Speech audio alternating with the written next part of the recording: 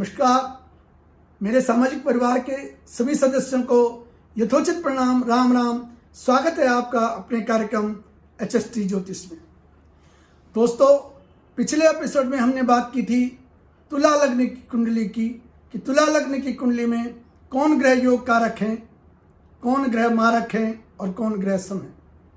आज चर्चा करेंगे उसी श्रृंखला में वृश्चिक लग्न की कुंडली का, कि वृश्चिक लग्न की कुंडली में कौन ग्रह योग कारक है, कौन ग्रह मारक है और कौन ग्रह सम है। तो आइए मैं आपको कुंडली के माध्यम से आपको ये बताने की कोशिश करता हूं कि कौन ग्रह योग कारक है, कौन ग्रह मारक है और कौन ग्रह सम है। ये मैंने वृश्चिक लग्न की कुंडली बना रखी है। वृश्चिक लग्न की कुंडली इसलिए है कि लग्न में ही 8 नंबर लिखा हुआ है, इसलिए ये वृश्चिक लग्न की कुंडली भी। वृश्चिक लग्न की कुंडली में मंगल एज सुप्रीम पावर की तरह काम कर रहा है, क्योंकि वृश्चिक लग्न का स्वामी जो है वो मंगल है। तो मंगल एक लग्न का स्वामी है और एक छठे भाव का स्वामी है। छठे भाव जबकि अच्छा भाव नहीं माना जाता, लेकिन मंगल की एक राशि लग्न में होने की वजह से मंगल इस कुंडली में एक अति योग कारक ग्रह बनता है। दूसरा घर है धनु राशि का। एक राशि इसकी दो नंबर में है और एक राशि इसकी पंचम स्थान में है। इनका स्वामी, दोनों का स्वामी बृहस्पति होता है। बृहस्पति इस कुंडली में अति योग कारक ग्रह है। ये नहीं कि इसमें द्वितीय भाव का स्वामी मारक है, इसमें ऐसा नहीं है। एक्सप्लिकेशन जो थ्योरी होती है वो ये है कि सप्तम तो सप्तम से द्वादश भाव, लेकिन लग्नेश का अति मित्र होने की वजह से बृहस्पति यहां पर योग कारक ग्रह बनता है। इसलिए यहां पर बृहस्पति इस कुंडली में अति योग कारक ग्रह बना। तीसरा जो 10 नंबर जहां पर लिखा हुआ है, 10 नंबर और 11 नंबर, इन दोनों भावों का स्वामी शनि है।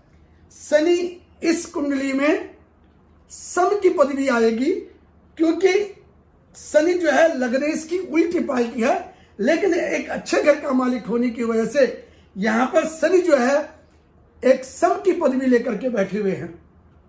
तो यहां पर जो शनि करेंगे, इनका जो रिजल्ट्स होगा वो न अच्छा होगा और ना बुरा होगा।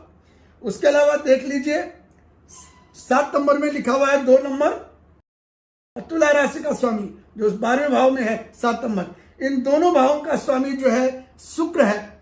शुक्र इस कुंडली में, इस वृश्चिक लग्न की कुंडली में अति मारक ग्रह है, क्योंकि अष्टम तो द्वादश और लग्नेश का उल्टी पाल्टी, और यह भाव जो 12वां भाव है वो वैसे ही अच्छा भाव नहीं माना जाता है। इसलिए शुक्र यहां पर अति मारक ग्रह है।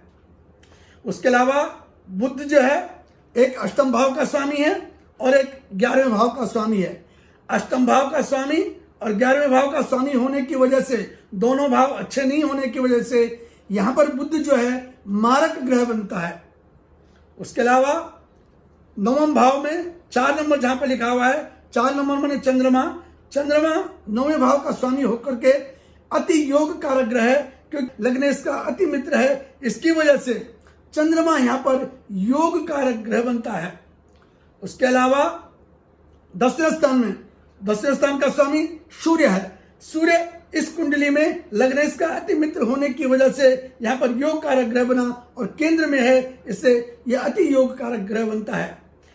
अब दोस्तों, मैंने आपको बहुत पहले भी बताया था, अभी भी मैं बताने की कोशिश करूंगा कि ये कोई जरूरी नहीं है कि लग्नेश जो योग कारक ग्रह है वो कुंडली में योग कारक ग्रह ही रहे। योग कारक ग्रह मारक ग्रह भी हो सकता है, वो उसकी प्लेसमेंट पर निर्भर करेगा कि वो कहां बैठे, कुंडली में कौन से भाव में बैठे हुए हैं, उसके रिगार्डिंग ही वो अपना फल देंगे। सपोज करो कि मंगल यहां पर, जिसको मैंने योग कारक ग्रह माना, अगर यही मंगल 9वें भाव में आकर के 9वें भाव में जहां पर 4 नंबर लिखा हुआ वहां पर आ जाए तो मंगल नीच का हो जाएगा। तो ये पिता के लिए अच्छा नहीं होगा, धर्म के लिए अच्छा नहीं होगा, हायर एजुकेशन के लिए भी अच्छा नहीं होगा। यहां से ये यहां दृष्टि डालेगा तो व्यय भाव में भी अच्छा नहीं होगा, पिता की हेल्थ के लिए भी अच्छा नहीं होगा, अपने हेल्थ के लिए भी अच्छा नहीं होगा, और फालतू की भाग दौड़ करेगा, मेहनत करवाएगा। ये कहीं से भी मंगल अगर यहां बैठ गया 9वें भाव में, तो कहीं से भी मंगल अच्छा रिजल्ट नहीं देगा, क्योंकि मंगल यहाँ पर नीच के हो जाते हैं। इससे जो योग कारक ग्रह था अभी तक, वो अभी मारक ग्रह बन गया है। दूसरा बृहस्पति। बृहस्पति दूसरे भाव का स्वामी और पंचम भाव का स्वामी होने की वजह होकर के जो योग कारक ग्रह था, अगर इसकी प्लेसमेंट यहाँ आ गई 10 सितंबर में, तो बृहस्पति नीच का हो जाएगा, तो ये कभी अच्छा फल नहीं देगा। उसके अलावा शनि जो है, अगर इन दोनों भावों का स्वामी होकर के, सपोज करो शनि यहाँ पे आके यहाँ आ गया, माता को रोग दे दिया, माता को रोग, छोटे भाई बहनों को भाग दौड़ का, ये जो सब चीजें हैं, ये फालतू में जो रोग में आकर के बैठ जाएंगी, तो ये आपको कभी भी अच्छा रिजल्ट देगा। एक तो नीच का हो जाएगा, तो ये कभी भी अच्छा फल नहीं देगा। उसके अलावा बुध, अगर बुध 6, 8 और 12 में पड़ेगा और लग्नेश बली हुआ, तो बुध इस यहां पर विपरीत राजयोग बनाएगा। विपरीत राजयोग बनने की वजह से बुध यहां पर बहुत अच्छा फल देने के काबिल हो जाएगा।